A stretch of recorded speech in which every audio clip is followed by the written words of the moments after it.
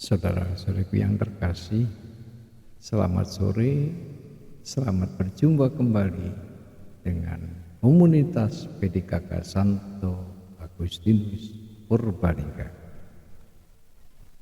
Pada kesempatan sore hari ini, saya ingin mengajak saudara-saudara semua untuk merenungkan kita sebagai murid-murid Yesus yang diutus untuk mewartakan kabar sukacita, mewartakan Injil kepada dunia.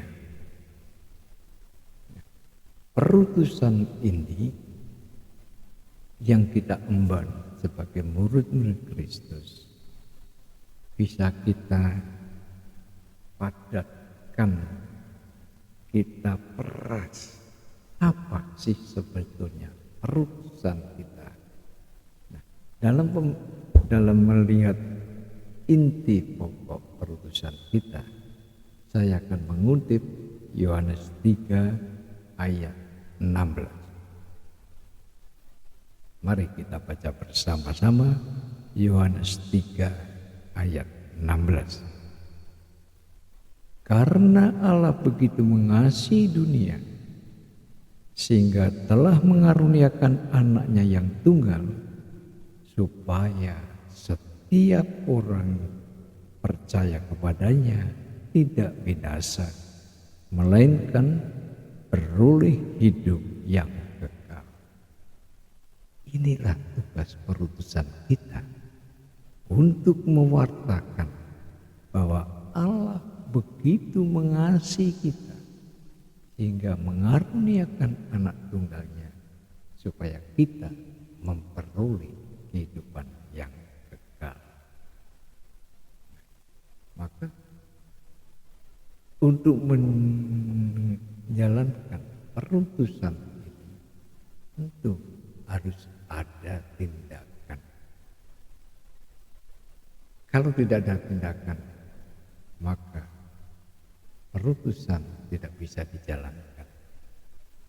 Karena kita ingat apa yang dikatakan Rasul Paulus kepada umat jemaatnya yang di Roma, seperti yang tertulis dalam Roma 10 ayat 14 sampai 15. Bagaimana orang dapat percaya kepada Dia yang belum pernah mereka dengar?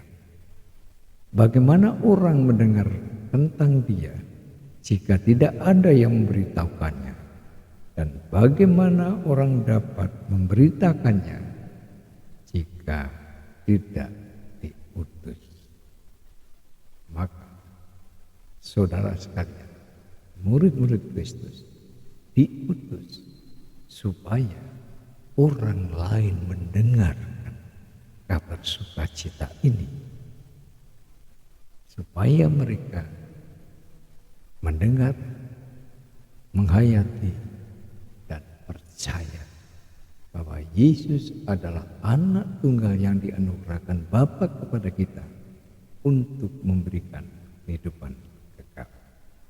Nah, para uskup dalam Konsili Vatikan II menegaskan sebagaimana tertulis di dalam nomor 15 Evangelii Nuntiandi 15, dengan mengutus para pewarta Injil, gereja meletakkan dalam bibir-bibir mereka sabda yang menyelamatkan.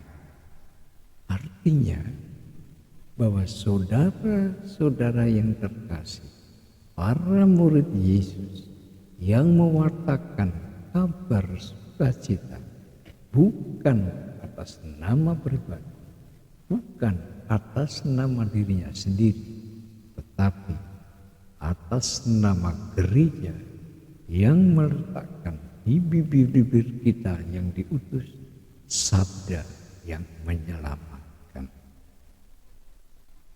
Nah, saudara yang terkasih, begitu besar perhatian para uskup terhadap kita yang diutus mewartakan kabar sukacita, kabar Injil ini. Tentunya ini tidak terlepas dari kehendak Yesus sendiri sebagaimana dicatat oleh keempat Injil. Kita lihat Injil Markus. Injil Markus, Injil yang singkat, sederhana, dan mungkin inilah Injil yang pertama ditulis karena singkat, sederhana, dan juga tidak banyak keterangan-keterangan. Maka Markus 16 ayat 15 menegaskan, pergilah ke seluruh dunia, beritakan Injil kepada segala makhluk. Jelas perutusannya, pergi dan wartakan.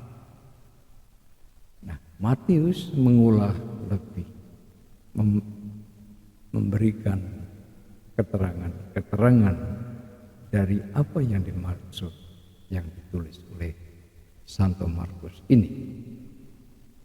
Karena itu, pergilah, jadikanlah semua bangsa muridku, dan baptislah mereka dalam nama Bapa dan Anak dan Roh Kudus, dan ajarilah mereka melakukan segala sesuatu yang telah kuperintahkan kepadamu. Ketahuilah, aku menyertai kamu senantiasa sampai akhir zaman. Matius 28 ayat 19 sampai 20. Ini yang diuraikan perutusan kita untuk menjadi pewarta kabar sukacita. Lain lagi dengan Yohanes.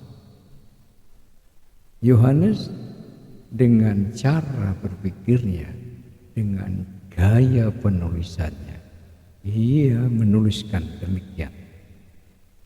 Memang masih banyak tanda mukjizat lain yang diperbuat Yesus di depan mata murid-muridnya yang tidak tertulis di dalam kitab ini, tetapi hal-hal yang telah ditulis supaya kamu percaya bahwa Yesus adalah Mesias, Anak Allah, dan supaya karena percaya kamu memperoleh dalam namanya,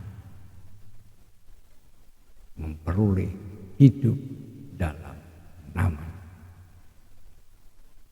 Tegas bahwa apa yang kita wartakan ialah supaya orang menjadi percaya, dan kalau sudah percaya, biarlah dia memperoleh hidup dalam nama Yesus.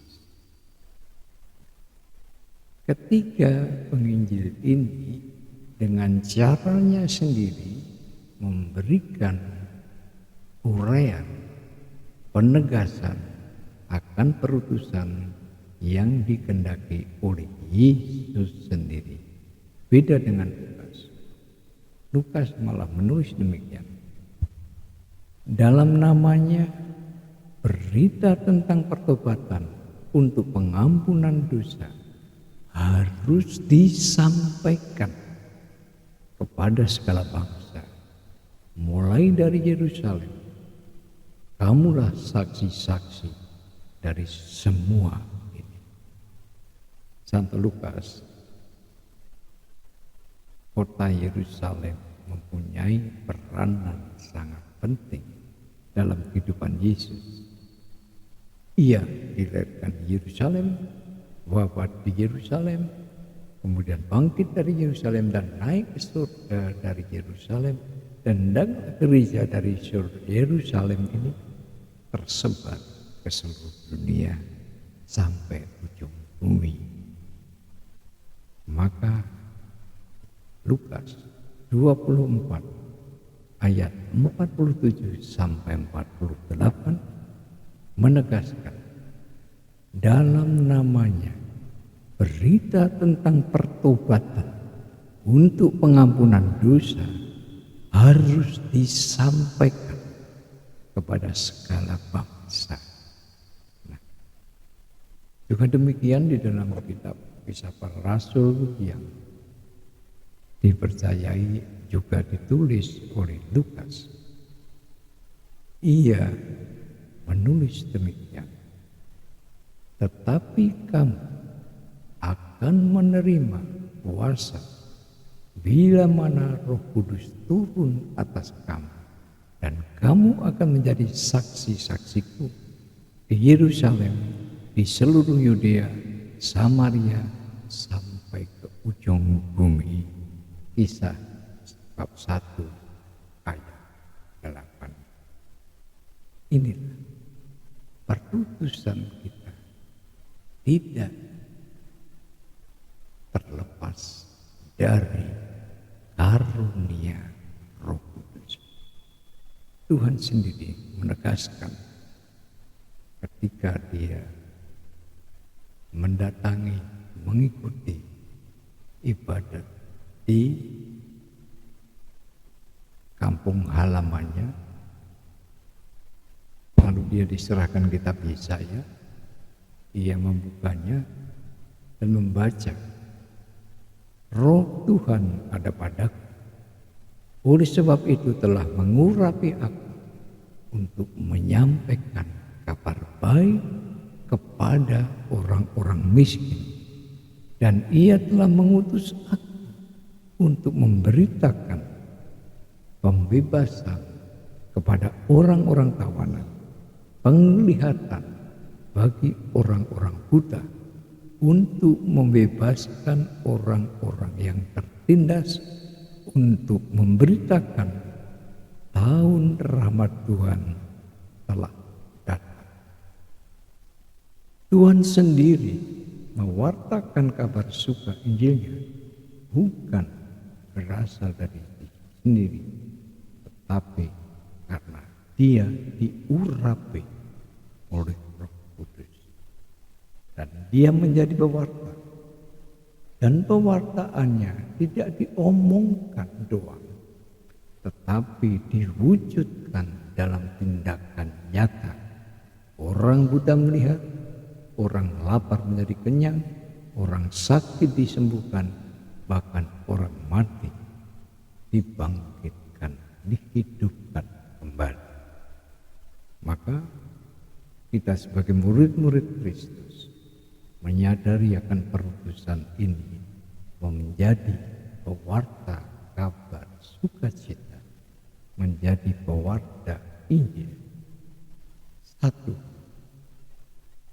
kita harus memohon kekuatan dari Allah sendiri. Tuhan, urapilah aku supaya aku menjadi pewarta kabar sukacita. Utuslah Roh Kudus-Mu, urapilah aku agar siap menjadi pewarta.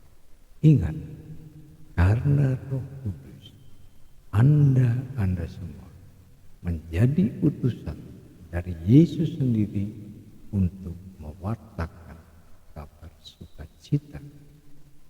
Dan kita percaya bersama Gereja Katolik yang kudus, Katolik Apostolik ini, bahwa para pewarta Injil di bibir mereka disematkan sabda Allah yang menyelamatkan. Artinya perutusan kita bukan karena minat pribadi, bukan karena bermotivasi pribadi, melainkan bertindak melaksanakan tugas perutusan yang diemban oleh gereja. Maka kalau saudara sekalian menjadi pewarta, janganlah menganggap diri Anda itu pandai, jangan menganggap diri Anda itu hebat, tetapi yang hebat adalah Roh Tuhan yang menganugerahkan Anda sebagai representasi dari gereja untuk mewartakan kabar sukacita supaya menyelamatkan orang lain. Maka di akhir permenungan ini, marilah kita mohon supaya Bapa mengutus Roh Kudus-Nya mengurapi kita supaya kita menjadi pewarta kabar baik, kabar tentang Putra Tunggalnya yang telah wafat di kayu salib, bangkit dan naik ke surga untuk memberikan kehidupan kita semuanya. Selamat melaksanakan tugas perutusan. Selamat atas tugas ini yang mulia bagi para murid-murid Kristus yang diemban saudara. Dan jangan lupa, Tuhan menyertai kita sebagai pewarta sampai akhir zaman. Amin.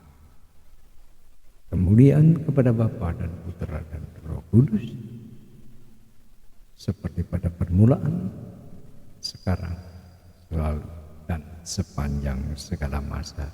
Amin. Shalom, selamat diutus, selamat menjalankan perutusan sebagai murid-murid Yesus untuk mewartakan kabar